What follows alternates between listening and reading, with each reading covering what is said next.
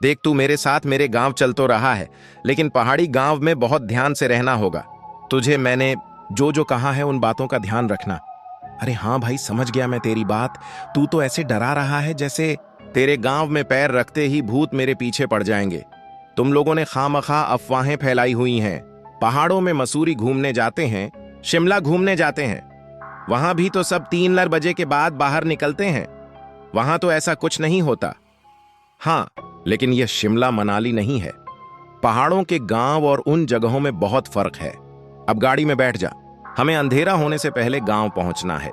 मनीष उत्तराखंड के छोटे से गांव से आया था और दिल्ली में रहकर एक अच्छी नौकरी कर रहा था। बहुत टाइम बाद वो अपने घर वालों से मिलने जा रहा था।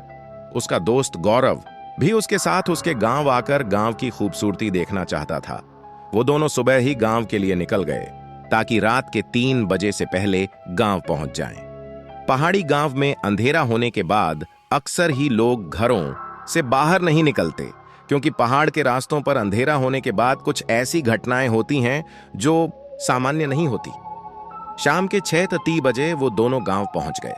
मनीष ने नीचे अपनी गाड़ी खड़ी की और गौरव को लेकर अपने घर की ओर निकल पड़ा। मनीष की मां दरवाजे पर ही खड़ी उसका इंतजार कर रही थी। उनके हाथ में एक आरती की थाली थी। क्या मां, तुम भी? अरे शहर से ही तो आया हूं, इसमें क्या आरती उतारोगे तुम हमारी?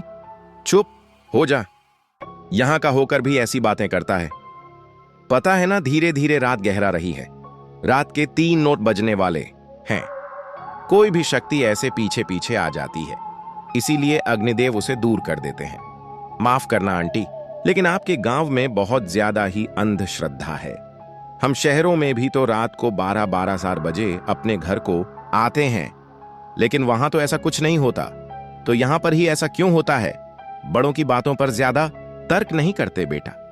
बड़े जो कहते हैं ना, सोच समझ कर ही कहते हैं। अब तुम दोनों ज्यादा देर बाहर मत खड़े रहो, अंधेरा हो रहा है, अंदर आ जाओ। वो दोनों अंदर गए। मनीष की मां ने सबके लिए खाना लगाया।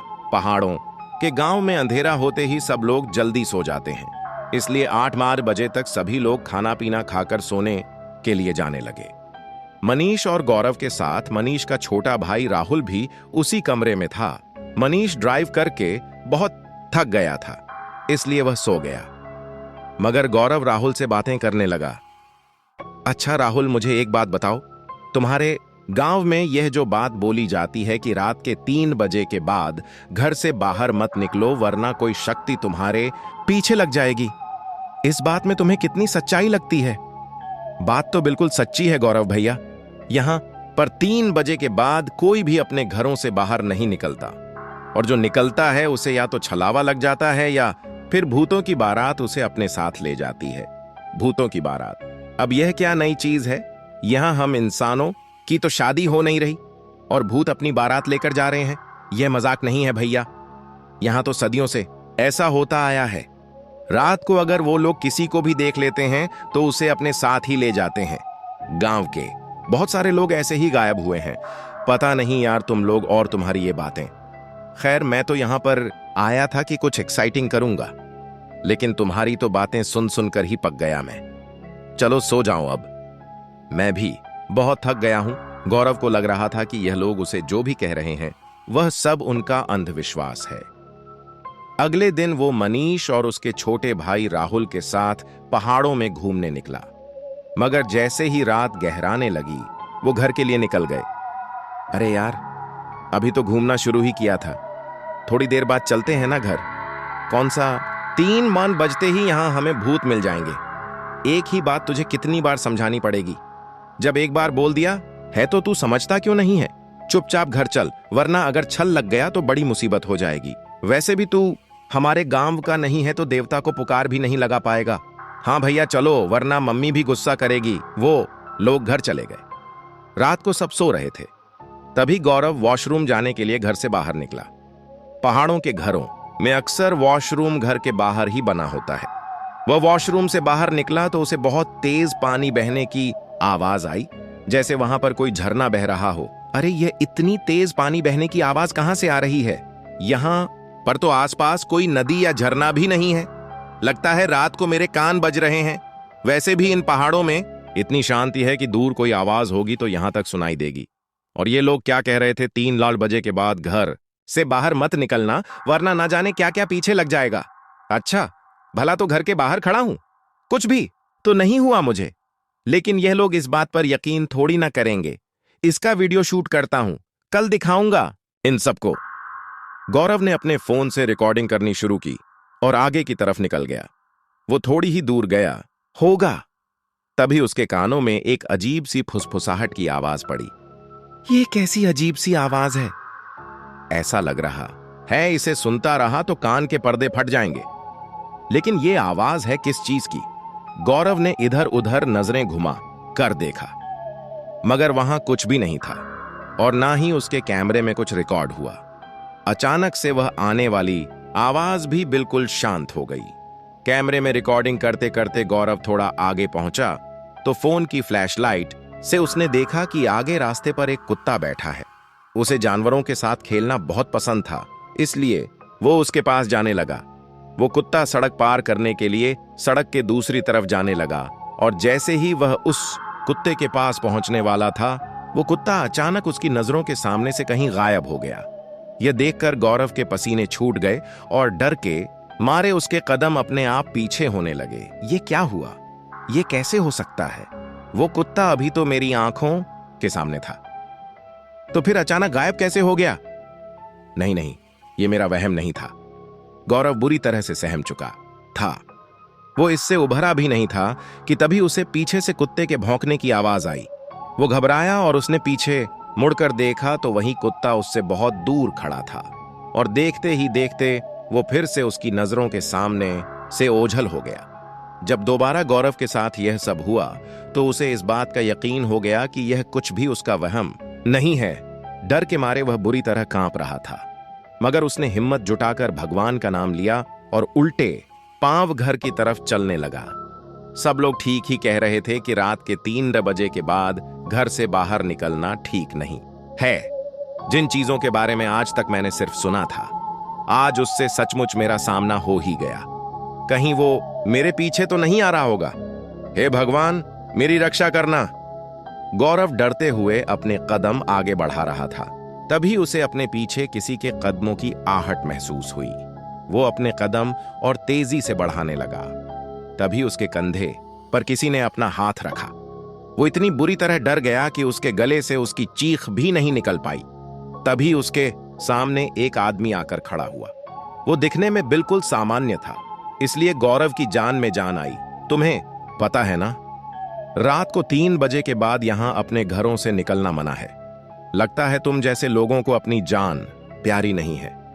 अभी थोड़ी देर बाद भूतों की बारात निकलने वाली है यहां से, और अगर उनकी नजर गलती से तुम्हारे ऊपर पड़ गई तो तुम सुबह का सूरज नहीं देख पाओगे। आप मुझे डराने की कोशिश मत कीजिए काका।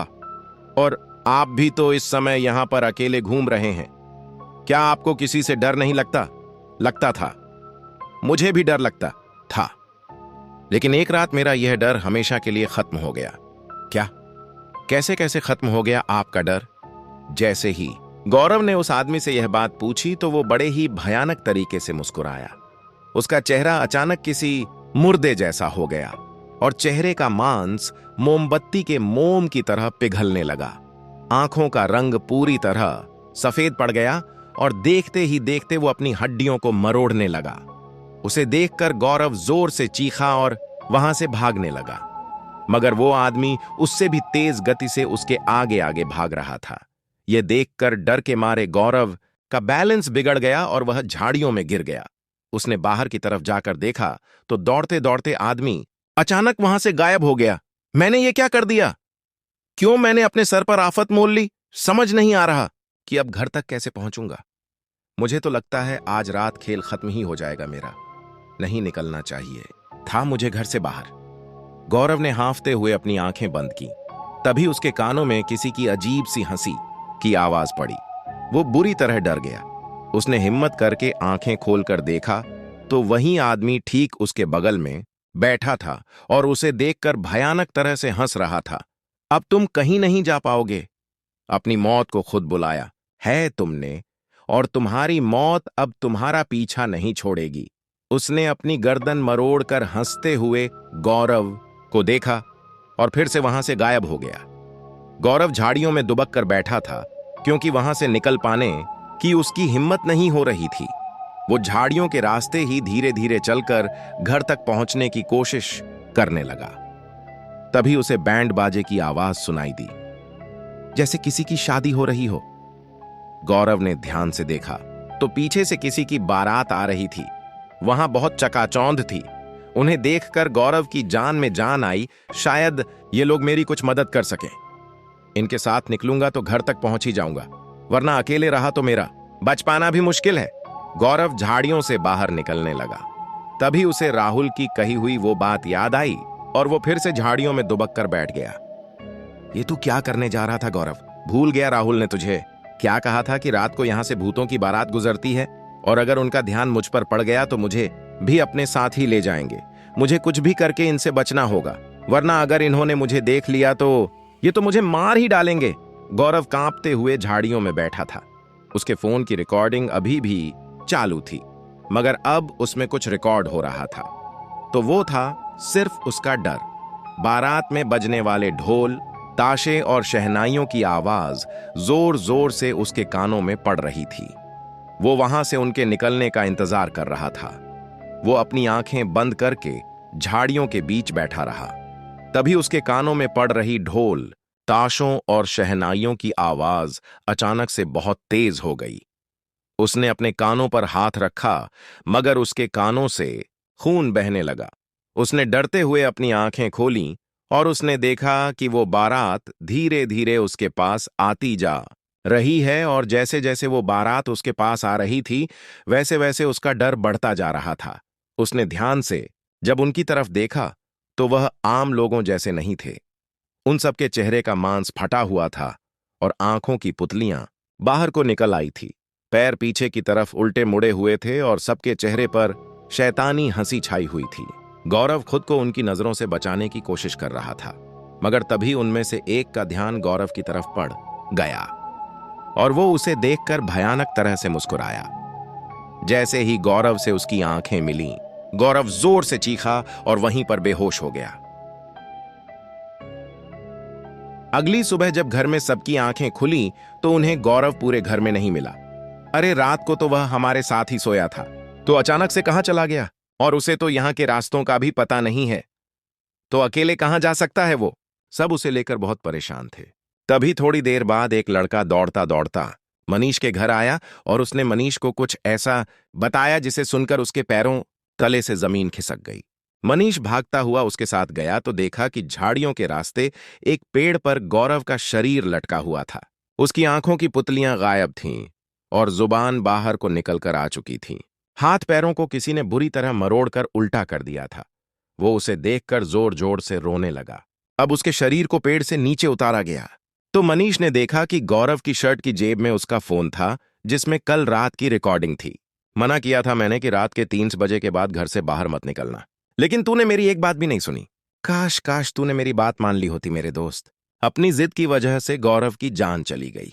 पहाड़ी गांव में अक्सर ऐसी चीजें होनी बहुत आम है, इसलिए आज भी लोग वहां पर 3 बजे के बाद अपने घरों से नहीं निकलते।